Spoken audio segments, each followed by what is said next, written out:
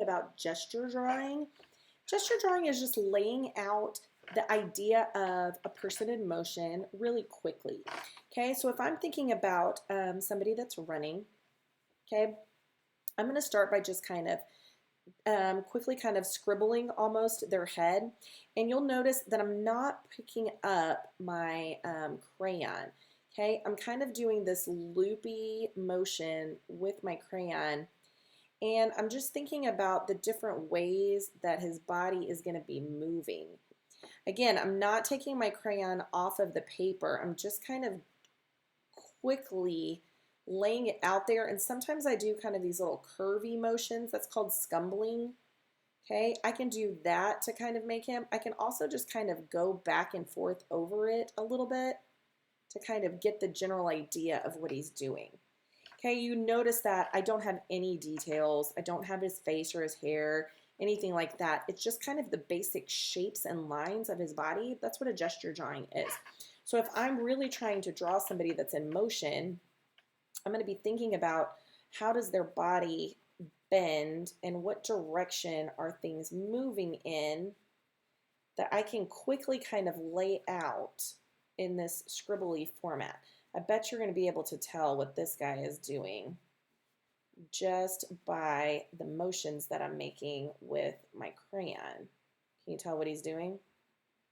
Okay, what about if I add this? Okay, when you start doing gesture drawings, at first it's going to feel kind of weird because normally we're trying to draw things that are very exact. But if you start drawing with gesture drawing, you're going to start figuring out a whole new way of laying out your ideas before you start adding all of those details in there. There's always time to go back and add details. Sometimes you need to just get your ideas out first. And so this is one of those things that we do. When we start talking about sketching in a book, doing a sketchbook, things like that, this is what sketch artists do. They lay out their ideas first, and then they can come back and refine things, perfect things, add details to things. Now, if you're drawing a whole bunch of gesture drawings like this and you really want to, jazz them up a little bit more, if you've got a watercolor set at home, another thing you can do after you do some gesture drawing is you can come back with a different color. I almost got blue on my brush. That would have been a mistake. I'm actually going to change my mind. I'm going to get orange. You can go back over these drawings that you've done in pencil with your watercolors and just kind of put a wash over the top of them. So you don't even have to paint around them. You can paint right over them. This is called a resist. Okay, your crayon is going to push that color right off the edges, and it's just going to kind of shine through there.